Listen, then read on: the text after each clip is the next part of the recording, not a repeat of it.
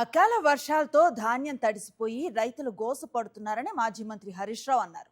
సిద్దిపేట జిల్లాలో తడిసిన వరి ధాన్యాన్ని ఆయన పరిశీలించారు. రైతులతో మాట్లాడి వారి సమస్యలను తెలుసుకున్నారు. వడ్లు మొత్తం కొన్నామని సీఎం రేవంత్ అవాస్తవాలు మాట్లాడుతున్నారని, ఇంకా 50% ధాన్యం కొనుగోలు చేయాల్సి ఉందన్నారు.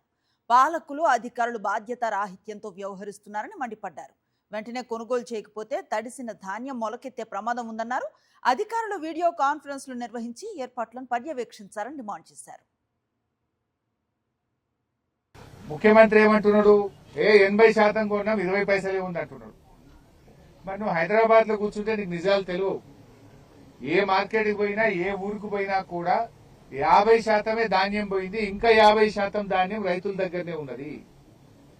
ప్రభుత్వం పూర్తి అవగాహన రహిత్యంతో, బాధ్యత రహిత్యంతో ప్రభుత్వం పనిచేస్తా ఉంది. ఇలా వర్షాలు పడి మొత్తం అన్ని గ్రామాల్లో రాష్ట్ర వ్యాప్తంగా కూడా వడ్లు తడిసిపోయినాయి. ఈ తడిసిన ధాన్యాన్ని ఏం చేయాలనో తెలియక రైతులు చాలా బాధపడతా ఉన్నారు. రేపు పొద్దున వరకు మొత్తం మొలకొస్తుంది, మొత్తం పగిలిపోతుంది. అందువల్ల ప్రభుత్వం, ముఖ్యమంత్రి గారు, బాధ్యత కలిగిన మంత్రులు రాష్ట్ర వ్యాప్తంగా వెంటనే వీడియో కాన్ఫరెన్స్ పెట్టండి.